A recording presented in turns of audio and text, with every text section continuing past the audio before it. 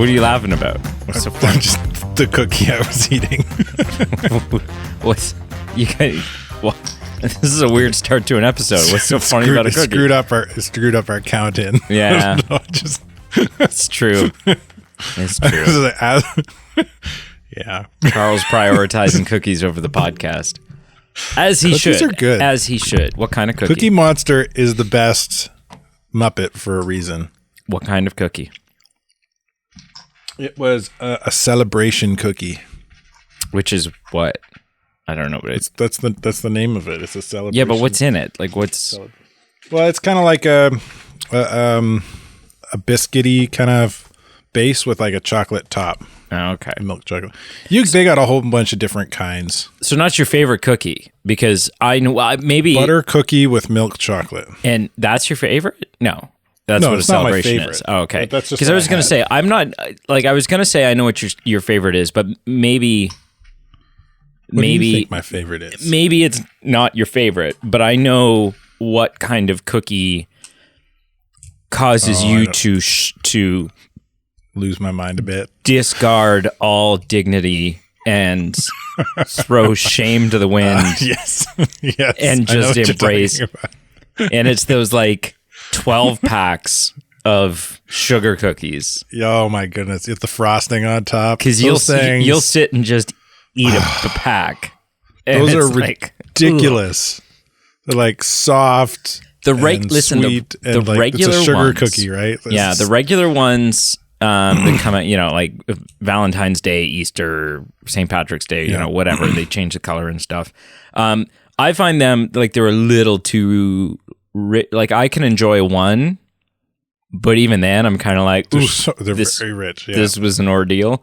However, there are two versions of sugar cookies now, of those two variations on that I've had in the last, I'm going to say 4 years, that are, I could sit and eat this box. I could sit and eat all 12 right now and not wince.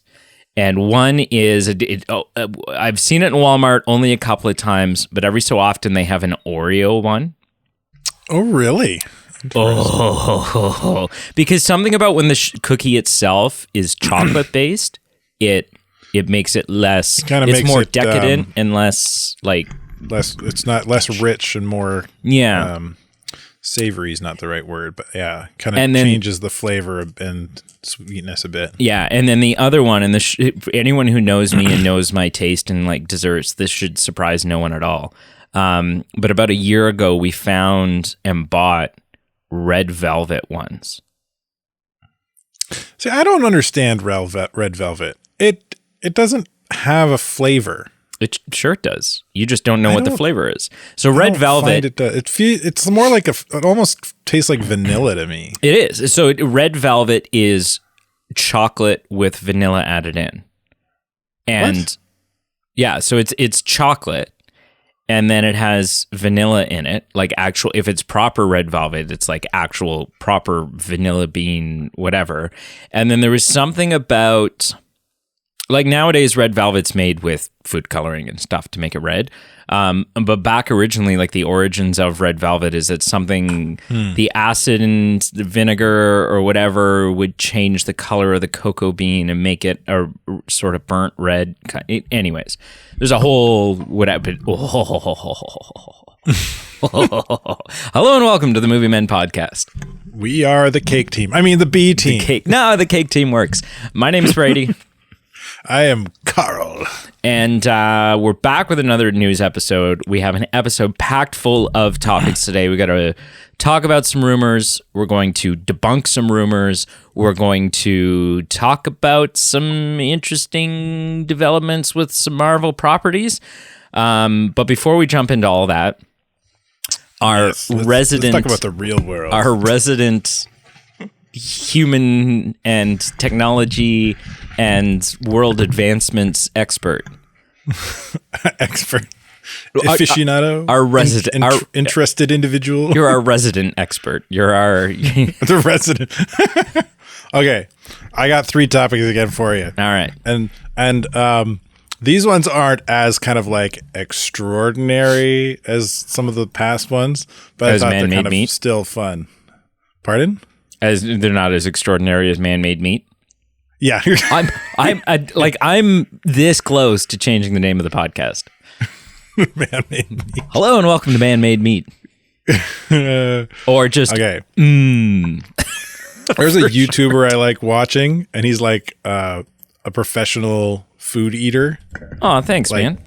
He goes around to restaurants that have like the food, they eat this and get it free challenges. Is this the British guy with the big black beard? Yeah, and his podcast, his tag pseudonym podcast name, channel name is Beard Meats Food. Yeah, and the meats is spelt like meats. So I know of, I would say I could name right now like a little more than half a dozen people who would fit this description of like the YouTube professional eater. They crush challenges and stuff like that.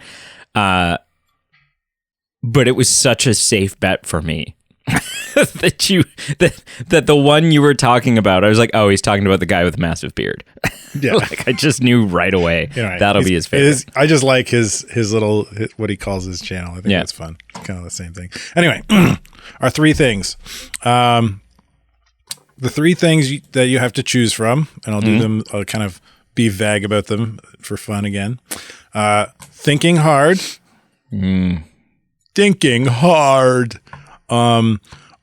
Fishing good. Fishing good. And coin toss not random. Oh my God. Okay, so when you said vague, you weren't screwing around. I'm going to rule out thinking hard because I don't even know what that means. I've got no frame of reference for what that could be. Fishing good. I like fishing. Coin toss not random. I want to go with coin toss. I think I'm going to go with coin toss not random. Okay. All right. So a quick breakdown of the other two real quick for those that want to dig into it on their own. There's a place that was doing some studies that showed that when you have a hard day where you're just kind of sitting down thinking, doing a lot of hard cognitive work, it actually does have a physical toll on your body. I knew it. Yeah.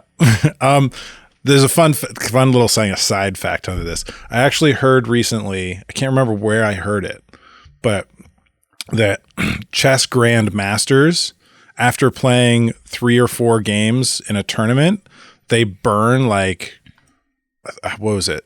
4,000 to 6,000 calories. Whoa.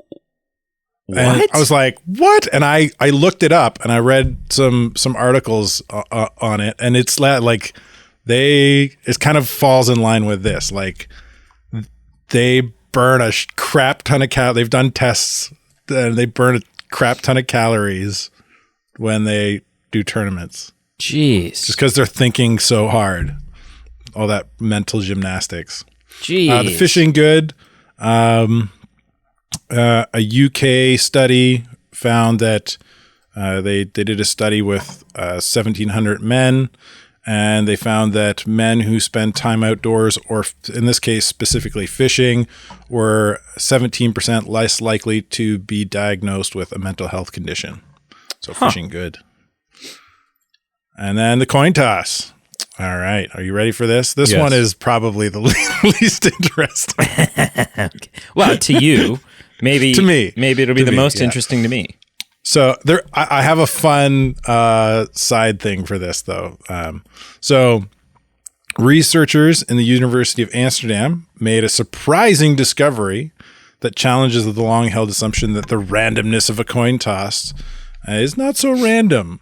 After flipping the coin over 350,000 times, the largest study of its kind. Well, I would hope so. I just think that little tagline is funny. Flipping a coin 3,500 times. The largest study of its kind. Nobody else has flipped a coin this many times. They found that there is a slight lives. Yeah. They found that the coins do have a slight tendency to land on the same side that they started on. Do you want to hazard a guess as to the percentage in the difference? Well, first, like, are they tossing it the exact same way every time, or are they switching it up? My guess is that they're doing it the same way every time. Because then that seems like a variable to me. It's like, if you throw it this way, right? Like, then it becomes more like a trick and a skill than... This article doesn't really dive into the particulars of the... It's a very short article. Like, there's only 3 or 4 paragraphs. There's not like a peer-reviewed study that you're reading. I mean, I don't think it's something that needs peer review. Right. I'm going to wager that 65% of the time it will land the same. A whole like, what's that? That's my math. That's 10%? No, 5%. What? Wow, I suck at what this. Are you trying to 15%. A 15% difference. Yes. Yeah, 15% of the time. Yeah. Okay.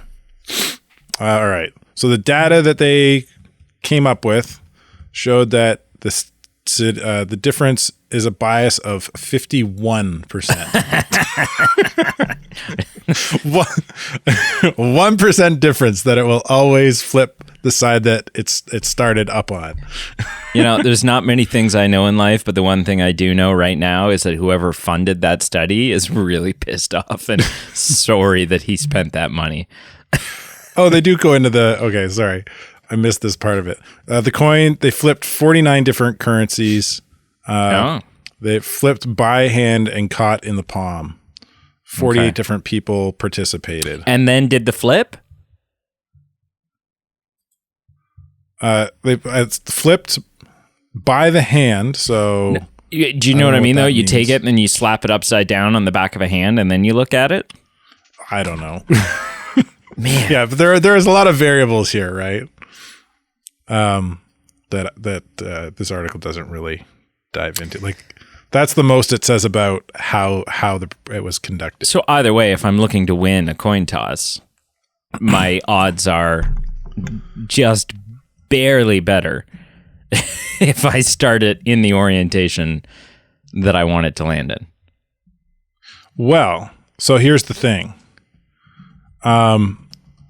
You can actually flip a coin to make it land the way you want. Oh? Did you know this? I did not. Yeah. So there's it essentially you kind of you place it on your thumb somehow, and then I'm not exactly sure how you do it, but like you flip it and the coin will appear like it's flipping in the air.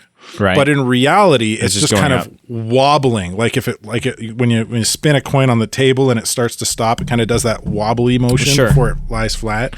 It kind of does that in the air. So it appears to be flipping in the air. Well, I mean, that makes sense to me because that's like the basis of... It doesn't. I'm sure there's coin tricks and stuff. So you can flip the coin to like increase the... I mean, there's still a chance it might flip on you, but you increase the odds that it will land the way you want it to. Like by a significant margin. Well, all right. Yeah, I heard about that on. I follow this. I like watching videos from this British YouTuber. They have a show called Fact Fiend. Oh yeah. He was breaking down how a Yu-Gi-Oh player had a card or a couple cards in his deck that was required a coin flip, right, to determine damage or whatever, and he was in a big tournament, like a national tournament or something, and he was utilizing this flip to make his deck overpowered. Yeah. Anyway, sneaky people. So, yeah, all right. Coin flips not being so random. Now let's jump into our stories for today. So, the first one, we're talking about a rumor, and usually if I see a story and it's just a baseless rumor, we don't talk about it. However, occasionally we'll talk about it on one of two conditions. One is if it's just like really goofy and kind of fun sounding, and it's kind of like we take sort of like a could you imagine, like, ooh, what would this be like, or like, is this something we would even want kind of approach. But we're always very clear, take this with a grain of salt, it's just a rumor, blah, blah, blah. The other time, and this has happened a couple of times now in the last, can you believe it's been a year since we've been doing the news show? Happy year, by the way. Happy 1 year. Has it been a year? It has been. Wow. Isn't that nuts? That's crazy.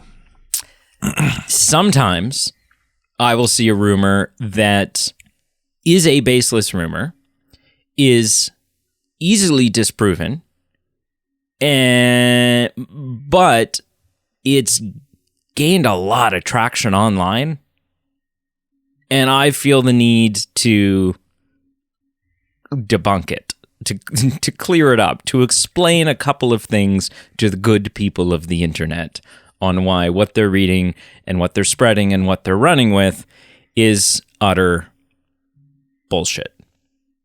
Right. And so that's how we start our show today. Halle Bailey,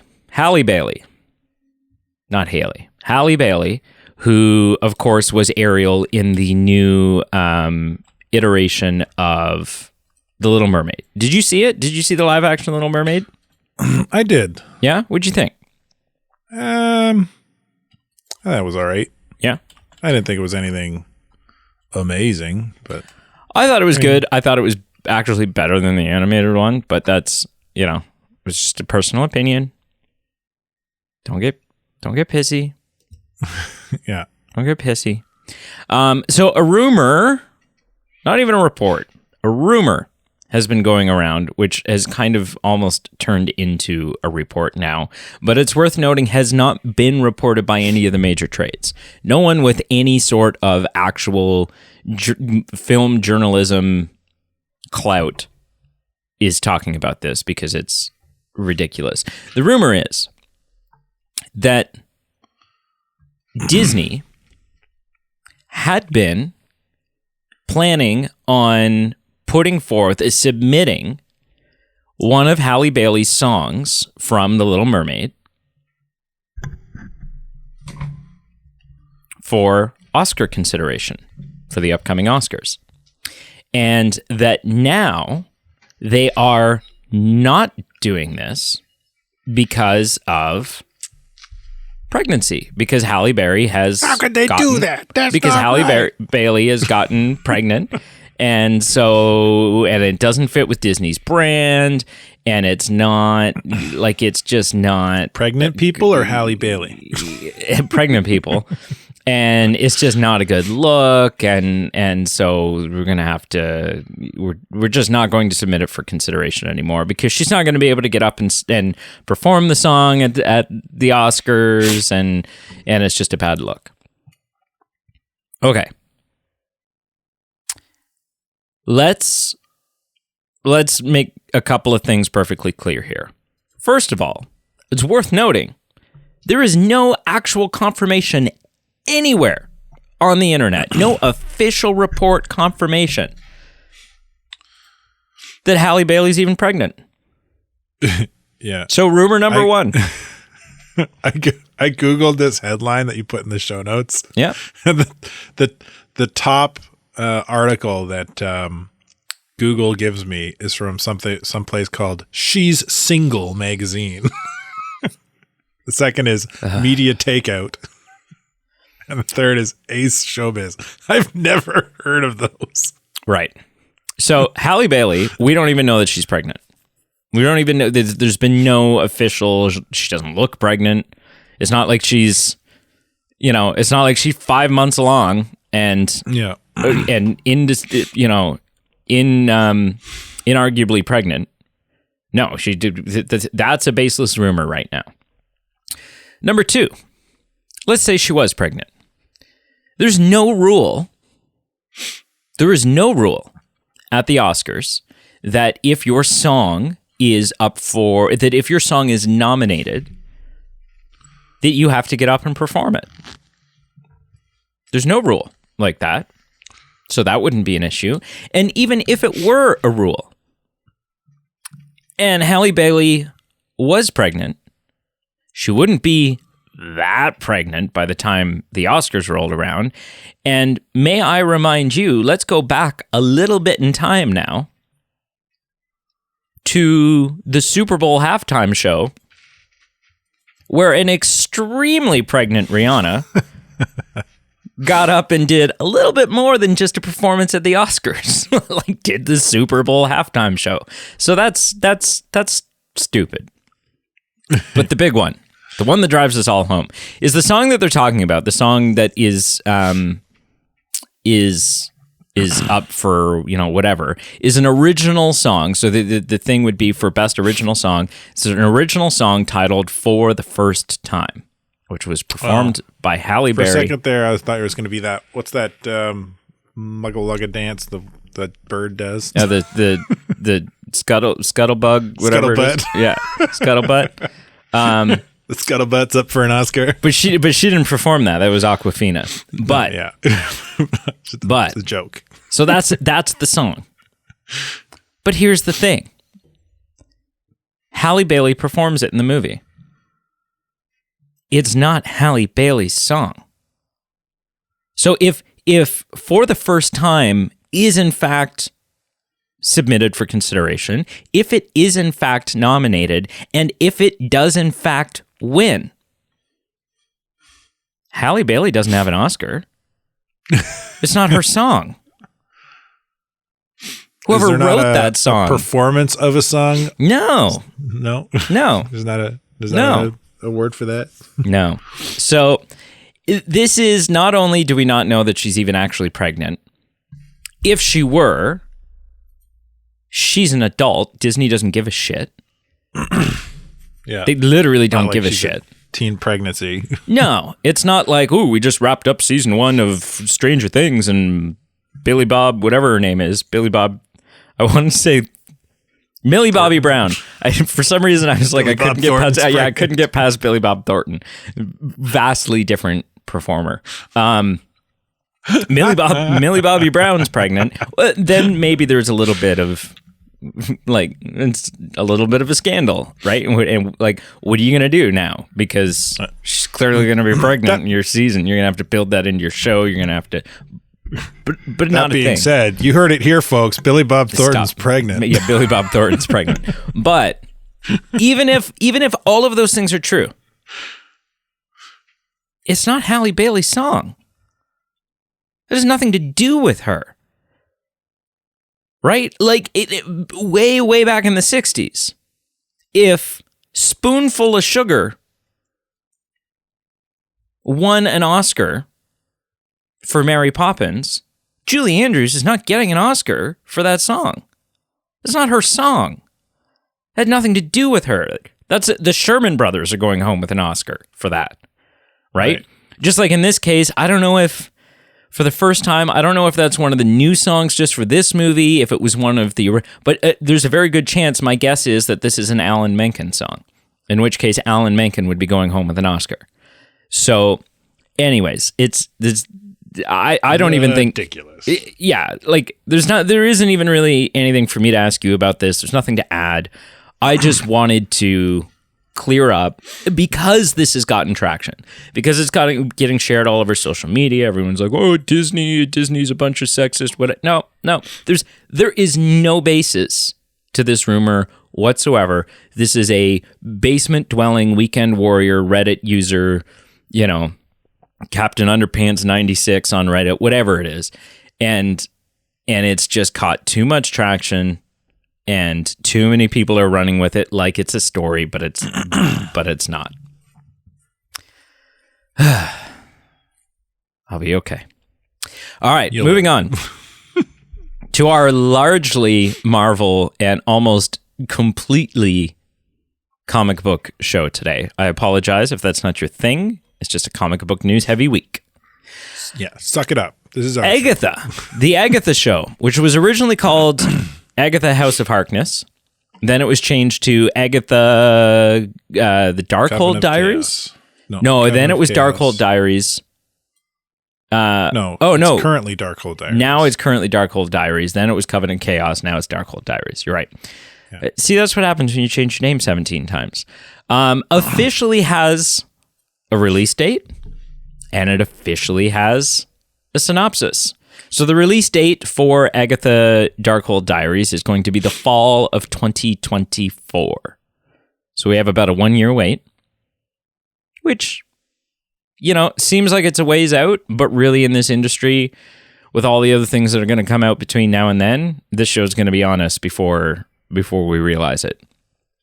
So that's interesting, but it's not the big interesting thing. The big interesting thing is the synopsis. It reads, in the first episode, we see Agatha Harkness, played by Kathryn Hahn, finally break out of a spell that she's been trapped in, which we saw at the end of WandaVision, right? Wanda, as Agatha's punishment, traps Agatha in this... He leaves her in the Westview brainwashed kind of mind state that everybody else was in. Right? She says oh, you've played your role so well this whole time. You're so good at it, blah, blah, blah. So that's, you get to stay in it. Right? She finally breaks free of that spell. She can't wait to go back to her old murderous ways, only to find she is powerless.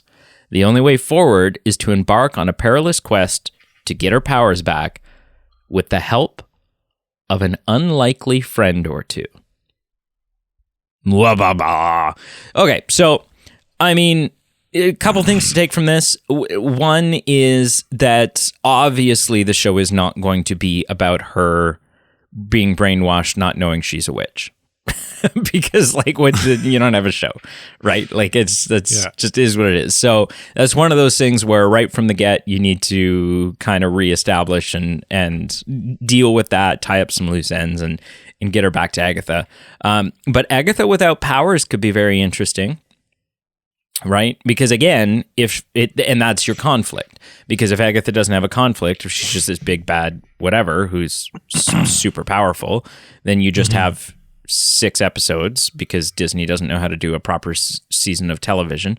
And then you just have 6 episodes of destruction and murder and whatever else, and that gets boring. I think the thing that's really interesting, and I want to hear your thoughts, are who is an unlikely friend or two? Because when I hear unlikely friend or two, they could be new characters. They could be original characters, right? There were many original characters in WandaVision, like people who aren't in the comics. But I hear that and I can't help but wonder, ooh, is this the introduction of some new faces that we know from the comics? Is this returning roles from other MCU properties? I don't know. I don't know. I can't begin to guess who that might be. I got no idea. Okay, see? And I was going to ask, the only reason I was asking you is because you're a little more versed in some of the comic stuff, so I didn't know if there's someone who goes hand in hand with Agatha a lot of the time, or... Yeah, I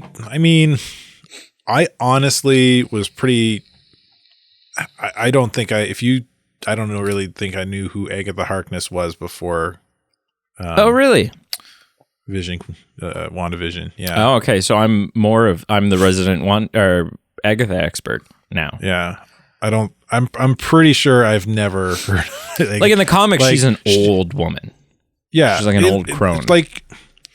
She's been making some waves in the comics in the last couple of years. She's got a pretty big, I think, I don't follow them in any respect, but I don't think I'm off the mark if I say that she had a pretty big storyline recently. Well, because that's what Marvel does, right? They try to build hype for the MCU and vice versa through the comics. Yeah. So there's something in the comics that happened recently where she created her own son somehow. I don't know all the details, but her son is it's a half son or something. I don't know. It's probably. Yeah, I don't know anything about suffice to say, I don't know enough about Agatha Harkness to say who are her buddies. Who does she like chum around with? Like I just Googled Agatha Harkness, like Marvel Agatha Harkness allies, and like I'm scrolling through this list from this website called Comic Vine that's got a nice easy list, and like there's an Abigail Harkness. I don't know who that is. Alicia Masters. That sounds like I should know what that is. Sculptor friend of the Fantastic Four, married Ben Grimm. Okay, I don't know why she's connected to Agatha Harkness. Someone called Crimson Curse, who is her daughter on Earth 982. Dakor the Magician, a cat named Ebony. For some reason, Franklin Richards. Okay, so obviously, either way, you have no idea. Yeah. Okay. Yeah. All right. Well, there you have it. It's coming in a year, and now we know what it's about. My take on this story would be that I think Covenant of Chaos was a better name. Okay. I mean, depends on what the show ends up, Well, I mean, the Darkhold, the witch and potential other witches. What's interesting now? Wants to bring chaos. What's interesting now, though, is that the Darkhold has been destroyed. Right, yeah, like our universe's Darkhold is gone. Not only is the book gone, but so are the hieroglyphs or whatever in that temple. The temple that are they gone. Were written from. So yeah, interesting. All right, moving on. Daredevil Born Again, a show that, look, I have made my position on this very clear. Carl historically has disagreed with me. I think he'll discover just how wrong he is when the time comes. I've said, look, I think that this is Charlie Cox and Vincent D'Onofrio showing up in Daredevil Born Again, I think is akin to Amanda Waller being in the new DCU. I think it's the same cast. I think they're the same actors reprising roles. I think it's a different Daredevil. I think that the Daredevil, I mean, you could chalk it up now to the Daredevil, like the Netflix shows were simply a different universe, a different multiverse.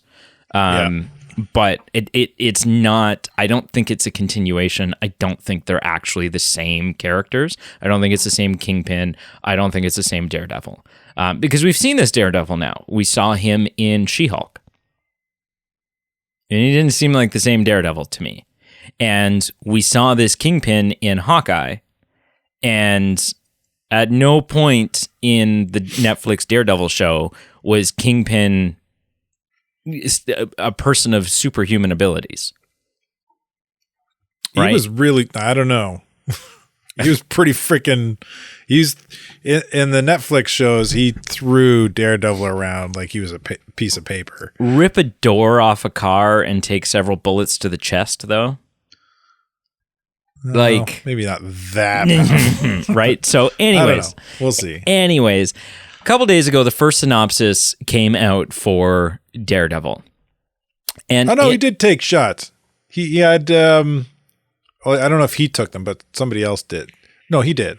Because he's got like, his suit is actually like bulletproof. Yeah, I don't think this is like, in this, he was just wearing like in Hawkeye, he was just in like a Hawaiian shirt with a blazer on. Like, I don't know that's... Anyway, so the synopsis reads, while Matt leaving Daredevil behind after seemingly being at ease with his alter ego in Disney Plus's She-Hulk, Attorney at Law, their pasts catch up with them as Kingpin uses his political influence to hunt New York's vigilantes. John Bernathal's Punisher is confirmed for the series, meaning that at least one vigilante other than Daredevil will be affected by whatever Kingpin's true plan is. But it goes on to say that basically Kingpin and Daredevil are gonna kind of team up a little bit to try to take down some of New York's crime, but then Yeah, it says, longtime rivals Matt Murdock and William Fisk try to leave their darker alter egos behind to serve the people of New York, only to have their pasts catch up with them. So that's interesting, and is definitely not necessarily a character change, but a direction change for the Kingpin that we've seen. But so that came out, and then a day later, we got new news, not old news, new news about this Daredevil show. New news, which was that despite having filmed a few episodes, Marvel Studios has fired the writers and directors from Daredevil Born Again Season 1. They are now looking to retool the Disney Plus drama, which basically means they were several episodes into shooting. And whether it was Kevin Feige, whether it was Bob Iger, someone was watching the dailies and said, this isn't good enough. You're not happy. We're not happy with this. And quite possibly Bob Iger, right? This is quite possibly part of Bob Iger's we need to get back to making good product as opposed to just making lots of product. Right. And so despite having shot a couple of episodes, they are starting over. They're going back to the drawing board with new writers. They're going to rewrite it. They're going to get new directors in, and they are going to start fresh. I mean, this sucks. Because obviously it means delays. However, this could be like in a situation where it's quite possible that this would inspire some doubt in you and make you feel like, okay, clearly they don't have a handle on things. The other way of looking at this is, would you rather them stick with what they've got if they think it's not very good, or start fresh, redo it, and deliver something that isn't just another She-Hulk, that isn't just another Moon Knight? Right? So I think I kind of fall in that camp where I'm like, look, I don't want another She-Hulk. I don't want another Moon Knight. So if going back to the drawing board and starting over, if you guys are looking at this, if you have the foresight and the standards for your product to look at this and go, you know what, this isn't up to quality, this isn't the story that we need to be telling, then I think maybe this is a good thing, right? Vincent D'Onofrio has made a statement saying, unless you really know what's going on, the fan could be very wrong about the initial statement he's suggesting. He says, going forward, our plan is to make the best series that we can, one that we can be proud of, and also stressed to the fans that they should have some trust. So, yeah, I mean, it sucks, but I think it's probably a good thing. What are your thoughts? Yeah. I mean, the quality of every TV show coming out of Disney right now is, I don't know. They seem like the Star Wars stuff we've gotten looks promising, feels unfinished, and like either A, they're building to something bigger, and this is just kind of like a prelude, or they're just kind of spinning their wheels. And the Marvel stuff, it just feels like they're spinning their wheels. The Marvel stuff, more than the Star Wars stuff, feels like they're just throwing mud at a wall and hoping something sticks, and hoping that they come up with a masterpiece by the end. Mm-hmm. And so for an announcement to be made that like, okay, this start over, this isn't good enough, I mean, that feels appropriate. Like it feels like there's somebody there that's doing quality control now. So hopefully it's better. Right. Yeah. Like quality control is important for and is good. So hopefully that this is the quality control we need. Yeah. Do you think it could be a good thing? Yeah. Are you still excited for the show, or are you losing gusto? I probably feel about Marvel TV shows the same way you feel about Disney TV shows. Right.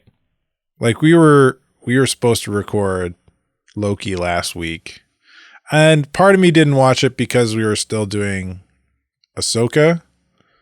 But then I didn't make it a priority to watch until like late last night before I went to bed. Right. Like I'm not excited about it. Anything coming out of the Marvel camp right now. Mm-hmm. Not in the least. Right. Like, not like I was 10 years ago. Sure. So. Sure. Yeah. Yeah. Yeah. I don't know. It's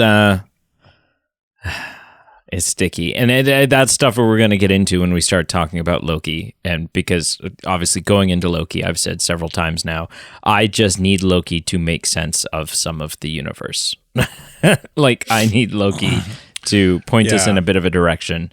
And we'll get into whether or not we think it's doing that so far or not. But yeah, it's definitely we haven't been shy at all about the fact that things are a mess. Yeah. Hopefully Loki will potentially give us a reset. Maybe Loki's the reset button for the MCU. Maybe. One can hope.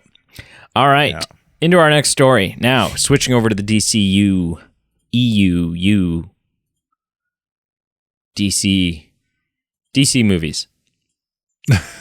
DC things. Yeah.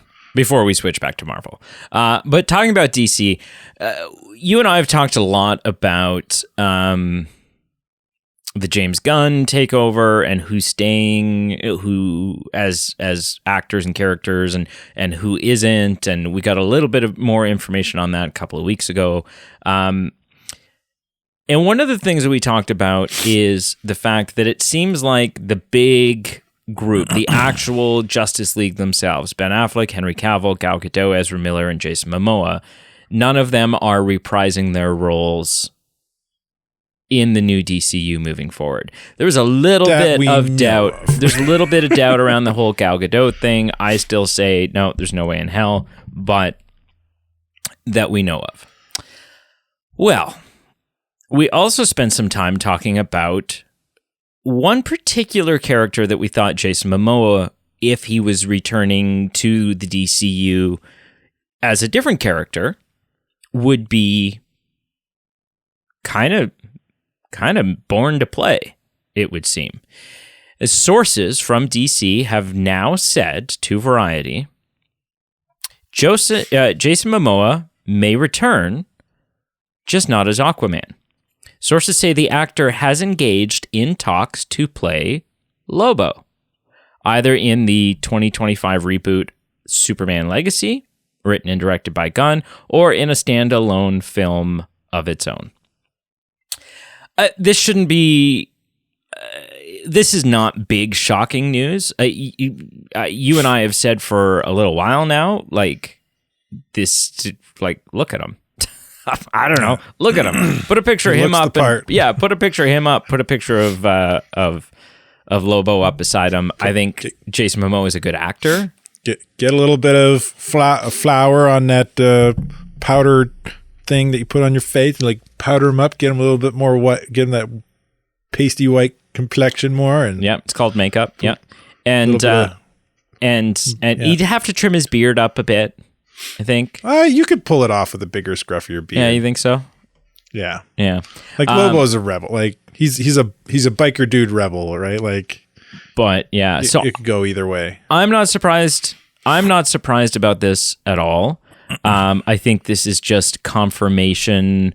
It's not confirmation that he's going to be Lobo, but if in fact there have been talks, then this is just sort of confirmation in the direction of things that you and I had already sort of speculated. Many other people have speculated. It's one of those fan castings, dream castings that a lot of people have. So this is exciting to me. Carl, what are your thoughts? Does hearing that Jason Momoa has been in talks to potentially play Lobo, does that increase your potential excitement level? And do you buy this report that this is something that's happening, or you think that's just all kind of conjecture and not actually true?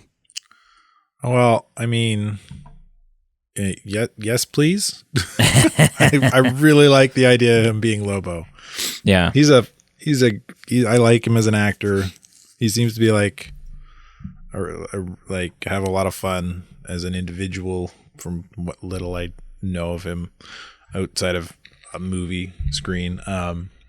He looks the part, and he's kind of a little bit typecast into that kind of a lot of those kind of roles that kind of fit the archetype of Lobo a little bit sometimes too. Well, I mean, look at him. Like his Aquaman was kind of gruff, Lobo-ish in some of his like rough around the edges. Yeah. Right. I think that's just Jason Momoa. So yeah, well, that's what I'm saying. Like just the what he brings to a character is kind of very Lobo-esque. Yeah, for sure. For sure. Yeah. Okay, moving on to our second last topic. Ironheart, which is a series that I'm excited for. I know you're not. I thought the whole Riri Williams character was great in Black Panther Wakanda Forever. I'm excited for this. I know you're just like, it's another low budget legacy character. Or not legacy. Yeah. That's the right term. Legacy character? Yeah. Yeah. And you just kind of like you're just over it. It's just another Iron Man. I'm like, yeah, but like I don't know, it's just got spunk, and I think it'll be fun. But two things. One, it has been delayed. It's been pushed back to 2025, so we're not going to get Ironheart now. It's looking like until September of 2025, so that makes me sad. Carl doesn't give a shit. That's not surprising. Yeah, it's not surprising either, given the strike just ending now. Given the strikes, and this just that just sounds like it's another thing that the strike has affected. Yeah, given the strike and given Bob Iger's kind of incentive to slow down. Let's slow down. Quality. Yeah. Let's cook these meals a little bit more before we serve them, type of thing. Yeah. But another interesting thing that's come out about Ironheart is that in a mystery role and an undisclosed role, it has now been confirmed that Sacha Baron Cohen will be in Ironheart. Now, you could speculate all day long as to who Sacha Baron Cohen may play. There are two theories, two guesses, two speculations that are going around the internet right now. One is, well, you know what? I'm not even going to mention that one because it's stupid. Basically, he has been, the official name that they've given his character right now is Mystery Man, right? The report says that he's been cast to play Mystery Man. The theory is that this is a placeholder for the character's true identity, and all signs seem to be pointing to who the true identity of that character being Mephisto. Now, What? It just seems weird for an Ironheart This is a movie, right? No, it's a show. Show. Yeah, that seems weird. I don't know. I mean, I'm all for, expand your universe and make connection. I mean, the comics have done that time in and time out, right? You have people interacting with people who are not their normal antagonist. Yeah, I agree.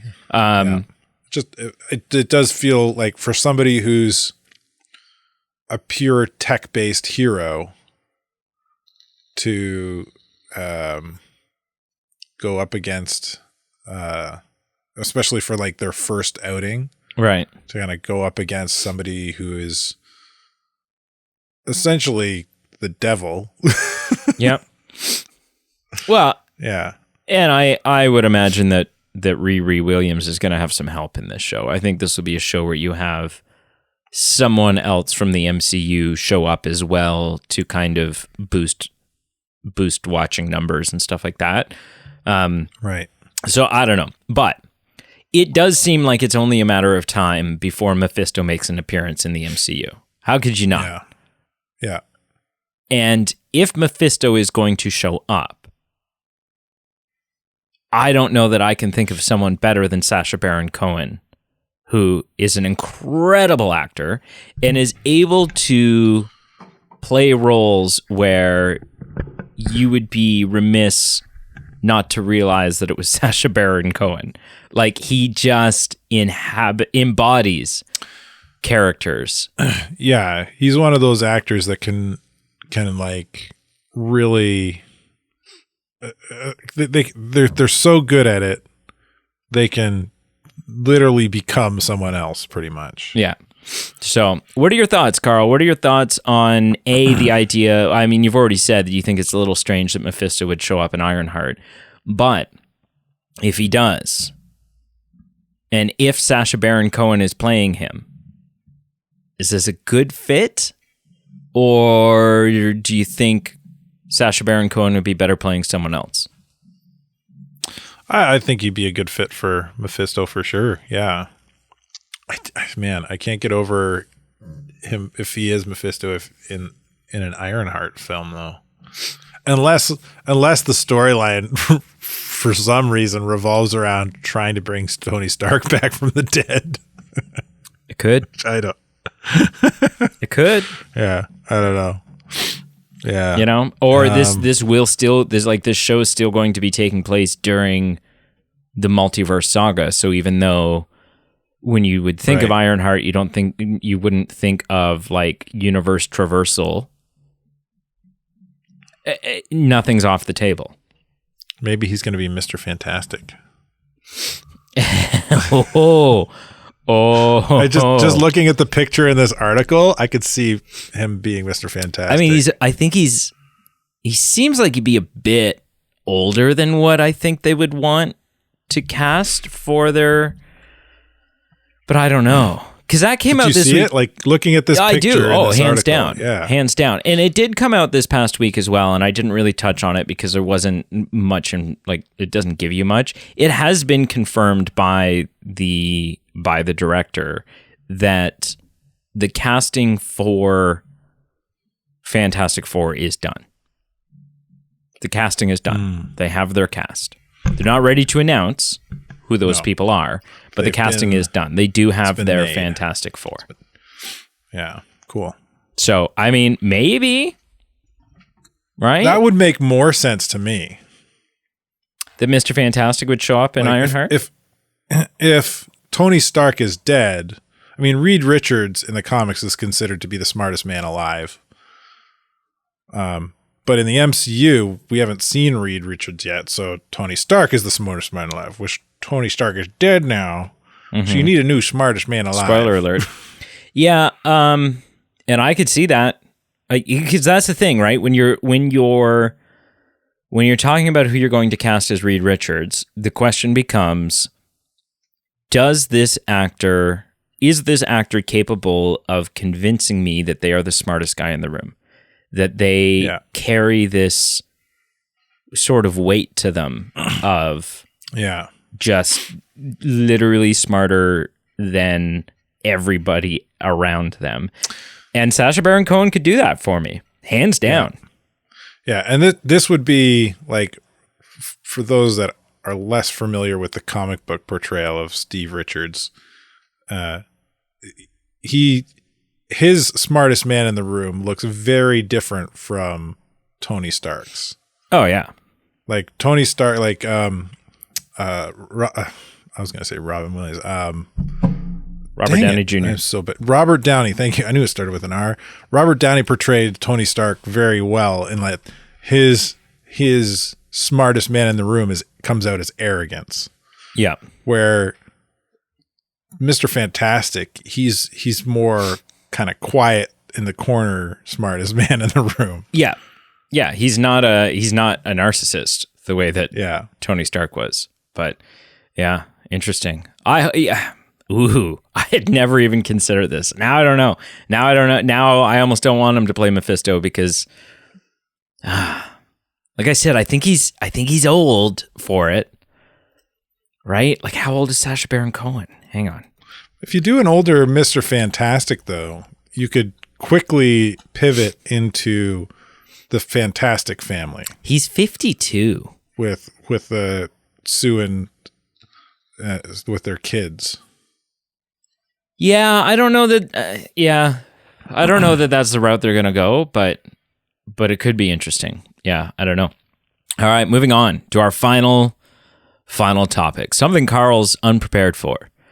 I love that. Yeah, it's not on the show notes. It's not on the show notes. Well, because it was a very last minute decision. Doesn't matter. In the future, you should in the email for the show notes, you should just write it in white. It's there. That way, it's there. If you highlight it, it'll be there. Yeah. Okay, listen. There are a plethora of rumored roles and cameos for Deadpool 3. And the director has come out and said, yeah, you know what? Some of the rumors going around are true and some of them aren't. But I think he joked, and didn't he say, like, if every rumor I'd seen had been true, then I would have the greatest cast in a film of all time. Yeah. Ever comprised. So what I want to do right now is I'm going to run down rapid fire. We're just going to barrel through these. Rapid fire, I'm going to go down a list of many, many people who have been rumored or are being speculated to appear in Deadpool 3. And what I want from you is, as we go down, you're going to say a number between 1 and 100 on the odds that you think they'll appear. Right? So just a percentage. So percentage. A percentage, right? And just real, like, sure. Don't weigh all the, blah, blah, blah. Just go for it. All right. Are you going to give me, like, the actor's name? I'll give you both. Character they play? Give you both, yep. Okay. Yep. So, and keep in mind, this is multiverse. This is all kinds of whatever. So, like, really, nothing's off the table here. But I will start by saying these are the people who we have confirmed. We know that Ryan Reynolds obviously is going to play Wade Wilson / 100%. Deadpool. We know that Marina Baccarin is coming back as Vanessa Carlyle. 50%. No, we know that. Hugh Jackman will be playing Logan. 2%. We know that Leslie Uggams is coming back as Blind Al, Deadpool's blind old lady friend. Karen Sony is coming back as Dopinder, because you can't have a Deadpool movie without Dopinder. No, not at this point. Stefan Kapicic? Stefan Kapicic will be reprising his role as Colossus. We know that. We know that Shioli Katsuna will be returning as Yukio, which was Negasonic Teenage Warhead's girlfriend. We know that Brianna Hildebrandt will be back as Negasonic Teenage Warhead. And we know that Rob Delaney will be back in his role as Peter, the member of X-Force who didn't have any powers and was super useless. That's it. That's what we know for sure. Beautiful. Never change. That's what we know for sure. Okay? So here we go real quick. You'll say a number, I'll say a number, and we'll move on. Number 1, Okay. Wesley Snipes reprising his role as the original Blade. 2%. Yeah, I like maybe 10%. I don't think that's going to happen at all. Brian Cox reprising his version of William Stryker from X2. Oh, 50%. I'm going to give this one a third. No, I'm going to give it a 10% as well. I think, no. Chris Evans reprising his role as Johnny Storm / the Human Torch. 0%. Yeah, I'm with you on that. I get that it's like Fox, and and the trend right now is to bring back actors that played roles and forever ago. But yeah, I don't know. Yeah. That's not even X-Men. It's like Halle Berry as Storm. 75. I'm giving this a 90. I think that I'm betting it all on that Instagram post where she had the hair. But I think it's a 90% chance. Owen Wilson as Mobius. Oh, 40%. I'm going to give this a 65% chance because of that one shot with the Fox logo buried in the sand that I think it looks like they're in the I think it's the void at the end of time. The void. Yeah. Yeah. Okay. So that's my one. Yeah. Femke Janssen reprising her role as Jean Grey. Is that the young one? That's a young one. No, it's the original. Oh. Hugh Jackman's love interest. Oh, right. Okay. 65. I'm going to say 70. I think I think you tug on the heartstrings of Wolverine a little bit in this. Channing Tatum as Gambit. 70. I'm gonna say 70 as well. I think they're going to John Krasinski, Reed Richards this, right? That fan casting that just never is never gonna happen. Give that fan casting everybody wants. Ben Affleck as Daredevil. Oh, 10%. I'm gonna go a little higher. I'm gonna say 30. I think there's a chance, especially because we know. Oh, the other thing that's confirmed that we know that I wasn't on this list is we know that Jennifer Garner is coming back as Elektra. Oh, really? We know that, yeah. Well, okay, well, that bumps mine up. I'll go to 32 then. All right. Yeah. Daphne Keane as X-23, Wolverine's daughter. Oh man. Ooh. Oh. Right? Oh. 65. I'm gonna say 60. I'm gonna go a little bit lower, but I think that, again, just like the Jean Grey thing that's how you humanize Wolverine in this. Liv Schreiber as Victor Creed / Sabretooth, Logan's brother. Which one is that? That's from X-Men Origins. The interesting Sabretooth. 70. 70? Ooh, that's high. Yeah, I didn't mind the X-Men 1 Sabretooth. Yeah, to me, he was too much like Bane from Batman and Robin. He was too savage, wasn't enough intelligence, but it was interesting, seeing this kind of more savage side. Not as good. Definitely not as good. But I'm going to say 60 on that. Josh Brolin reprising his role as Thanos. Oh, 0.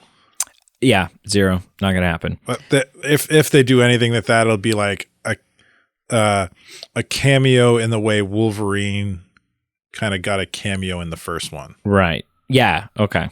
Where you just seen the claws and you see the Deadpool from Origins get shot and Wade walks out and he's like, "Hey, sorry." Yeah. So you never actually see him. You just see the hand of Yeah.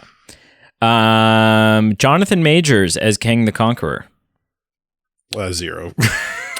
I would say 0 too. I mean, I know it's going to happen at the point when we're like Kang's the the big baddie and everything's whatever.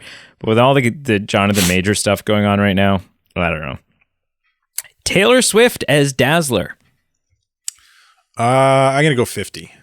I'm going to go 70. I think I'm drinking the Kool-Aid about that football game. I'm down with it. I am down with the Kool-Aid, but at the same time, just as easily as she could be Dazzler, I think she could just as easily be like a Celine Dion thing, like from the first one, like we talked about last week. Jessica Alba as Sue Storm / The Invisible Woman. 0.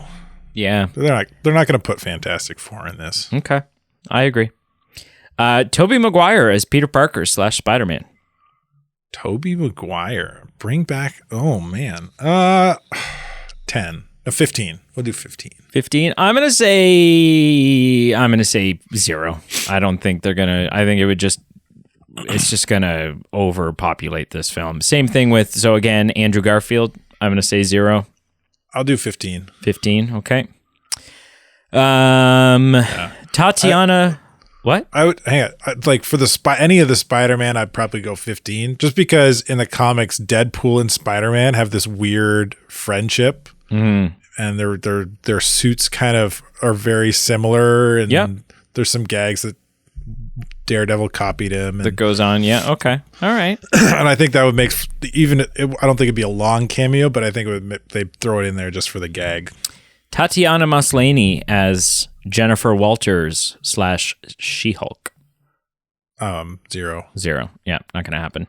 Taron, 2 fourth wall breakers in one film. Taron Egerton playing a Wolverine variant from a different universe.